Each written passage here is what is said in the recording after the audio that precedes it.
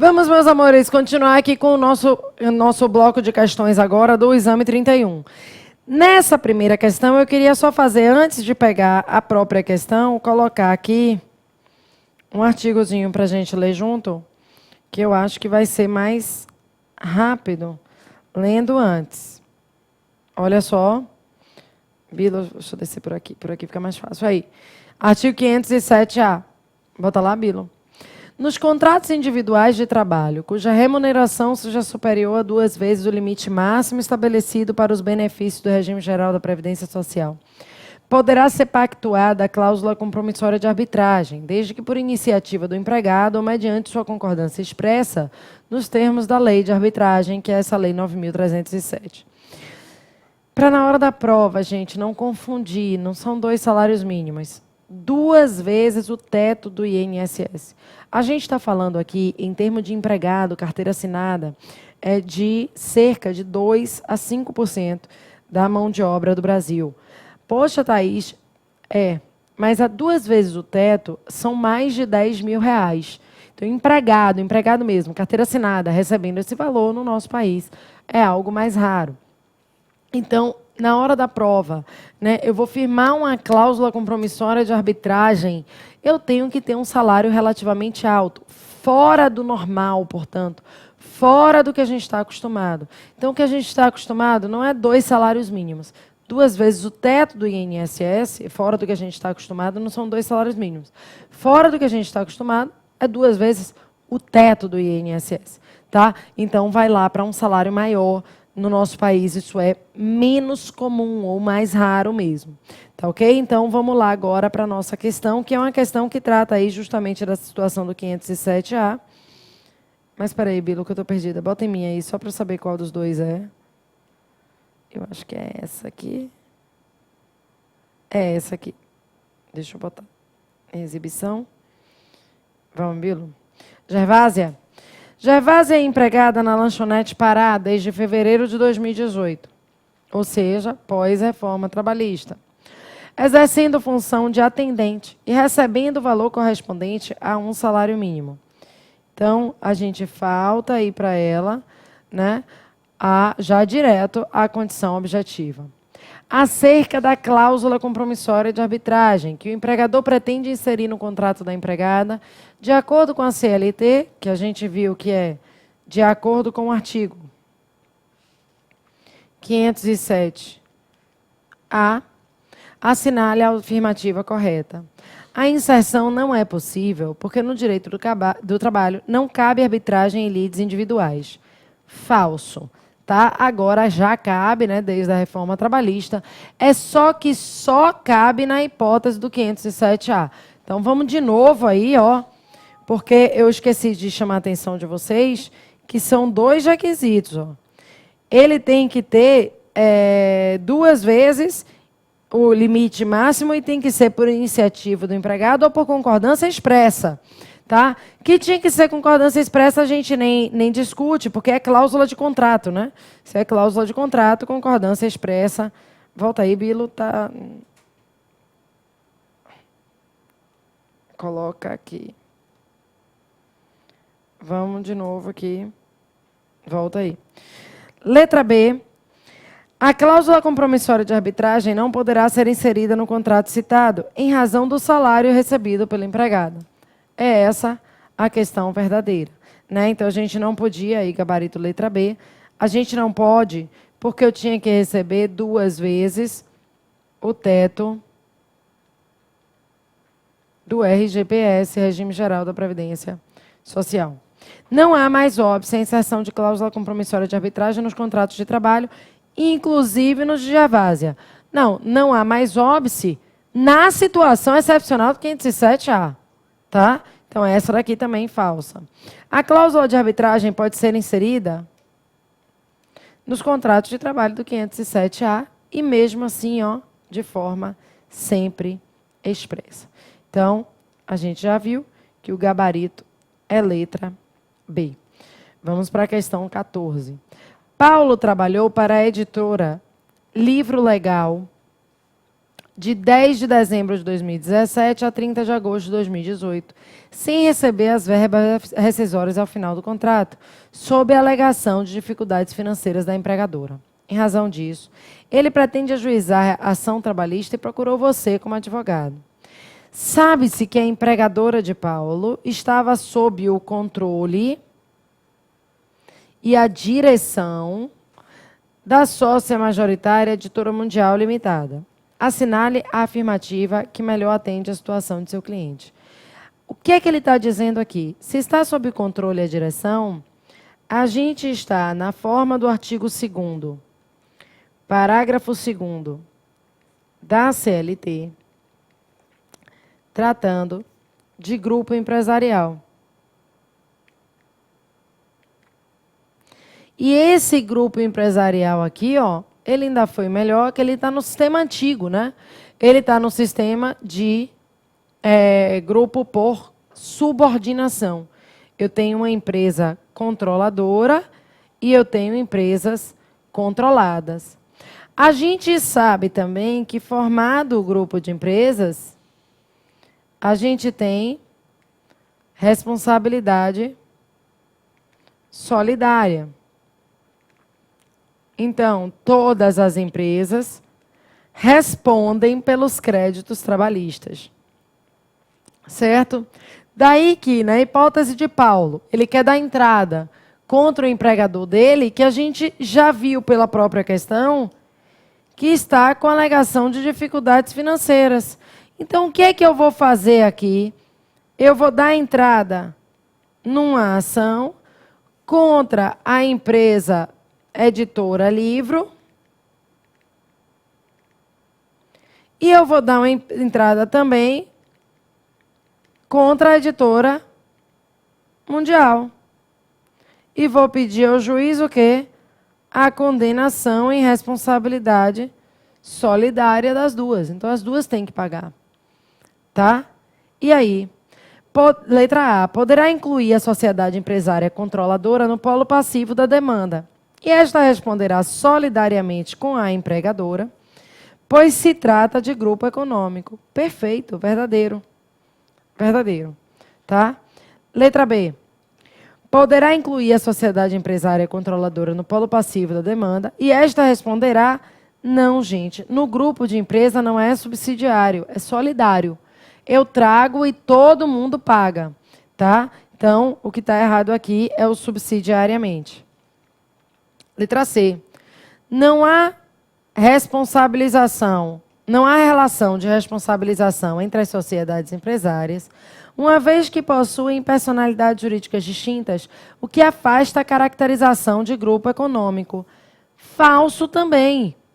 Falso também. A premissa do grupo econômico é que as empresas elas têm personalidades distintas. Elas, inclusive, podem ter objetos distintos. Uma pode ser uma coisa e outra completamente diferente. No grupo por coordenação, a gente até vai buscar, né, que elas tenham interesse conjunto e tal. Mas no grupo por subordinação, elas podem fazer cada uma coisa.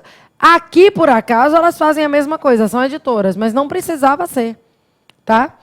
E quarto, não se trata de grupo econômico, porque a mera identidade de sócios, ele não falou de identidade de sócios, ele falou de controle e direção da sócia majoritária.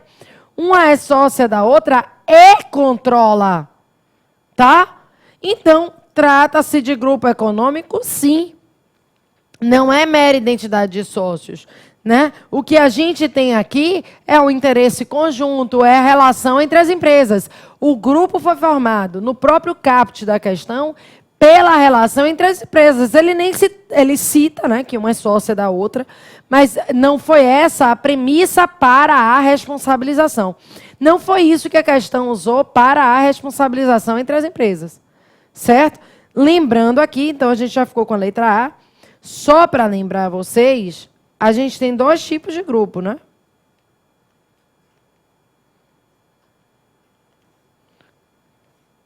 O grupo por subordinação, em que a gente tem a controladora.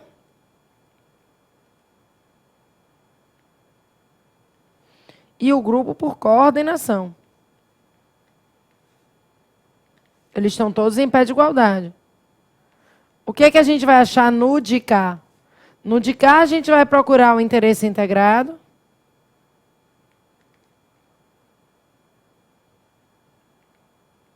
O interesse comum, como diz a lei, né? Eu vou procurar a relação entre elas. E elas têm uma relação integrada entre si. Quando eu falo isso, né, do grupo por coordenação, faz todo sentido. Então, não é necessariamente, né, quando a gente fez um desenho lá com um sóciozinho no meio, não é a identidade de sócio, ele pode ser sócio de A e B, mas A e B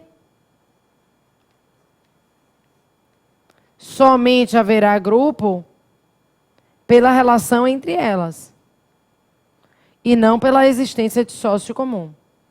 Tá? Então, não é a existência de sócio comum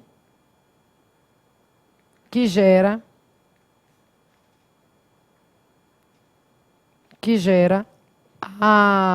o grupo de empresas.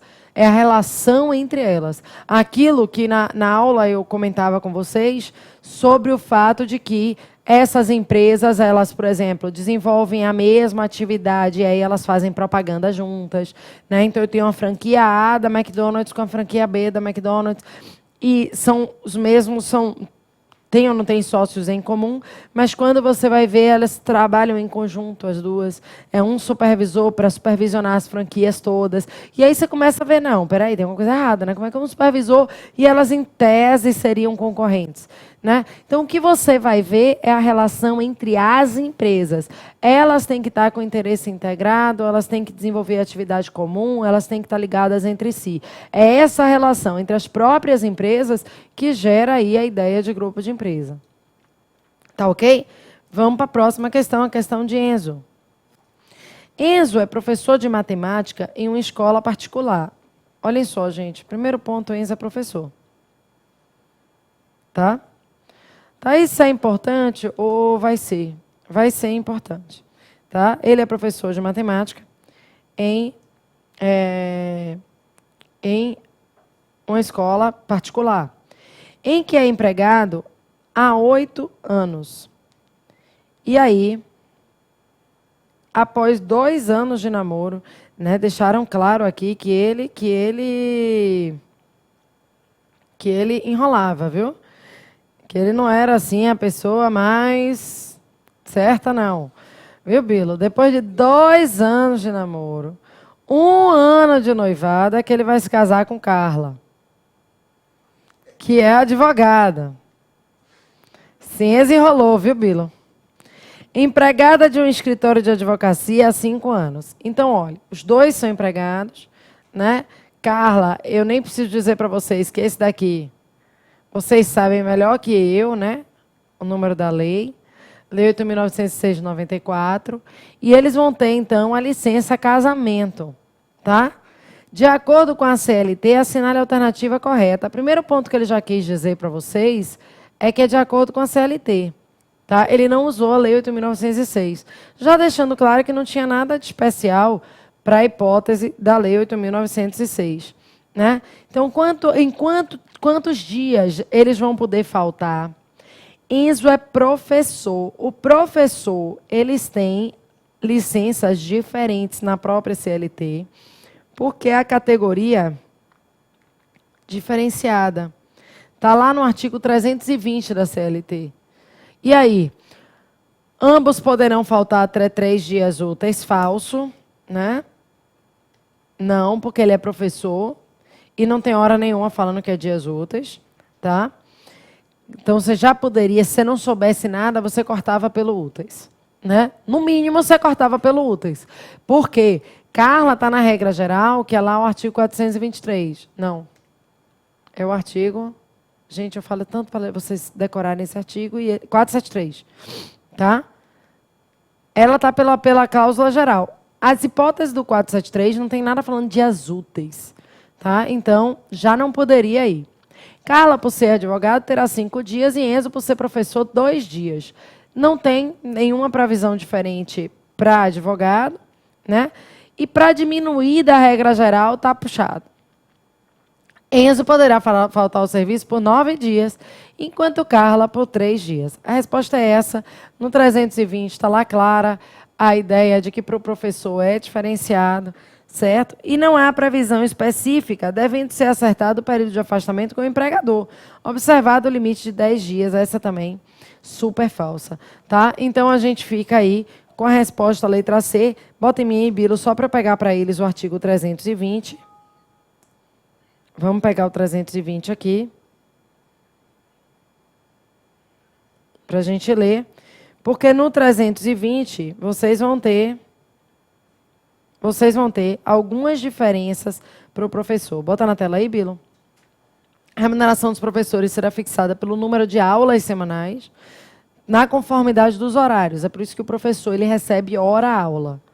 O pagamento far-se-á mensalmente, considerando-se para esse efeito cada mês constituído de 4 semanas e meia. Vencido cada mês, será descontada na remuneração dos professores a importância correspondente ao número de aulas que tiverem faltado. Não serão descontadas no curso de 9 dias as faltas verificadas por motivo de gala, que é casamento, ou de luto, em consequência de falecimento de cônjuge, ascendente, descendente ou irmão. Tá? Então, não, irmão não, cônjuge, ascendente ou descendente. É aqui que eu quero falar para vocês. Eu quis ler o parágrafo 3º justamente não por causa da prova que passou, mas por causa do que pode vir. Observem que o professor também para faltar por luto é diferente. Para os empregados em geral, a falta por luto ela é de 2 dias consecutivos.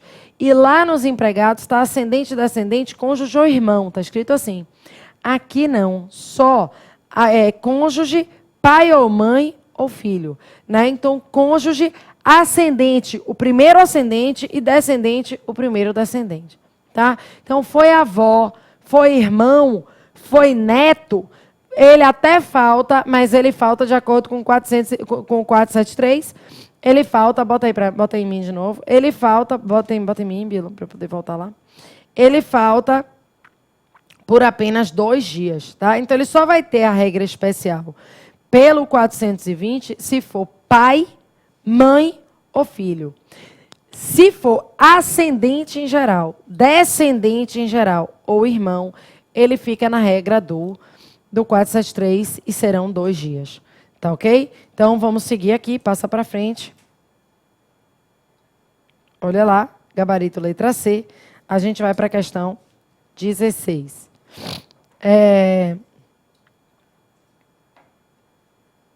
Rafaela trabalha em uma empresa de calçados. Apesar de sua formação como estoquista, foi preterida em uma vaga para tal por ser mulher, o que seria uma promoção e geraria aumento salarial. Um mês depois, a empresa exigiu que todas as funcionárias do sexo feminino apresentassem atestado médico de gravidez. Rafaela, 4 meses após esse fato, engravidou e, após a apresentação de atestado médico, teve a jornada reduzida em 2 horas por se tratar de uma gestação delicada, o que acarretou a redução salarial proporcional. 7 meses após o parto, Rafaela foi dispensada. A gente precisa ver, né, o que é que foi errado, qual foi o direito dela que foi violado aqui, certo? Quando a gente trata especificamente, né, dos direitos das mulheres, a gente está lá nos últimos artigos 390, 91, 92, a gente vai estar ali, e especificamente aqui nessa questão, bastante no 393. Tá? Então, vamos lá. A Rafaela trabalha em empresa de calçados. Qual foi a primeira coisa? Ela foi preterida por ser mulher. Né? E aí foi, portanto, um ato de discriminação. 373A. Tá? Discriminação. Um mês depois, houve a exigência do atestado médico de gravidez. Ela apresentou, engravidou, teve o filho e teve a redução da jornada pela gravidez, nada demais, e foi dispensada 7 meses após o parto. O que foi que violou, bota em mim, Bilo, o que foi que violou efetivamente direitos, né, de Rafaela? A gente vai precisar ir na CLT, vou pegar o artigo aqui para vocês, que é um artigo especial da mulher. Não, foi o que eu fiz. 373A, ele traz aqui as hipóteses de, botar na tela, por favor, Bilo, de discriminação da mulher. Esse artigo já caiu no AB algumas vezes, né? Então, ele não pode, né, recusar promoção em razão de sexo, ele não pode exigir atestado para comprovação de gravidez, tá? E aí a gente viu também, tem outras hipóteses, revista íntima em mulher e etc. Então, quando a gente vai para a situação de Rafaela, vamos lá para a situação dela, quais do que o empregador cometeu, o que é que estava errado? Letra A recusa fundamentada no sexo da promoção para a função de estoquista. Só que o examinador, ele quer todas as violações. Então, essa daqui não é suficiente. Não foi só isso que ele errou, né? A gente viu lá no 373A que esse não é o único, né? Então, vamos ver mais o que é que ele fez de errado. Letra B. A recusa fundamentada no sexo da promoção para a função de estoquista, exigência de atestado de gravidez e redução salarial. Porque quando... Ah, eu pulei de grifar, mas quando ele tirou as 2 horas, ó, ele reduziu o salário, e não pode. Não pode. Então, letra B, né, estão todos os descumprimentos desse empregador. A recusa fundamentada no sexo da promoção para a função de estoquista, exigência de atestado de gravidez, redução salarial e dispensa dentro do período da estabilidade. Não, porque a estabilidade, né, é de 5 meses após o parto. Então, aqui estava ok. A dispensa dentro do período da estabilidade também não foi dentro do período da estabilidade mais. Gabarito, letra B. Vamos aí para 17. Eduardo e Carla são empregados do supermercado Praiano Limitada, exercendo a função de caixa. Após 10 meses de vigência do contrato, ambos receberam aviso prévio em setembro de 2019 para ser cumprido com trabalho. Então, Eduardo e Carla, né, eles tinham que cumprir o aviso prévio trabalhando. Contudo, 17 dias após, o supermercado resolveu reconsiderar sua decisão e manter Eduardo e Carla no seu quadro de empregados. O que o supermercado fez? Ele fez o que a gente chama de retratação. O empregado ele já foi mandado embora, ele está apenas cumprindo o aviso prévio para a efetivação desse aviso prévio e ele voltou atrás. Ocorre que eles não desejam prosseguir. Porque, nesse período, distribuíram seus currículos, conseguiram a promessa de outras colocações no concorrente supermercado praiano, com salário um pouco superior. Diante da situação posta nos termos da CLT, assinale a alternativa correta. Nos termos da CLT, gente, estão lá nos artigos 486 e 487, a retratação ela tem que ser aceita pelo empregado. Porque, vejam, quando eu dei o aviso prévio, eu já mandei esse empregado embora. Tá? Então, para ele voltar, ele tem que querer. E aí, vamos lá para analisar, porque é logo a letra A, né? Letra A. Os empregados não são obrigados a aceitar a retratação, que só gera efeito se houver consciência esse empregado e empregador. Lá na nossa aula, que é uma das últimas, eu falei para vocês, dei até o exemplo, acho que deve ter falado dele sim, de uma amiga minha, eu sempre dou esse exemplo, que mandou a babá embora, e aí ela volta atrás, e aí diz que a babá está pedindo demissão, uma bafafá danado, e aí ela, mas espera aí, eu estou mandando ela voltar. Você não pode mais mandar ela voltar. O contrato acabou. Eu dei o aviso prévio, eu acabei o contrato. Aquele tempo é só para efetivação. Mas o contrato já acabou. E do mesmo jeito que eu não posso ir na rua e obrigar alguém a trabalhar para mim, quando eu já mandei esse empregado embora, para a retratação, ele tem que aceitar voltar para o emprego. Então, aqui no nosso caso, os empregados não são obrigados a aceitar a retratação. Vamos aqui, Bilo. Letra B. Os empregados são obrigados a aceitá-la, uma vez que a retratação foi feita pelo empregador ainda no período do aviso prévio. Falso. CLT é clara. Tem que aceitar o pedido de retratação, certo? Letra C. A retratação deve ser obrigatoriamente aceita pela parte contrária. Se o aviso prévio for trabalhado e se for indenizado, há necessidade de concordância das partes. Olhem só. deve ser obrigatoriamente aceita se o aviso prévio for trabalhado. E se for indenizado, a necessidade de concordância das partes. Não interessa o tipo de aviso prévio. Nos dois casos, o empregado tem que aceitar. É claro que no indenizado é mais complicado, porque ele já foi, né? Ele já se mandou.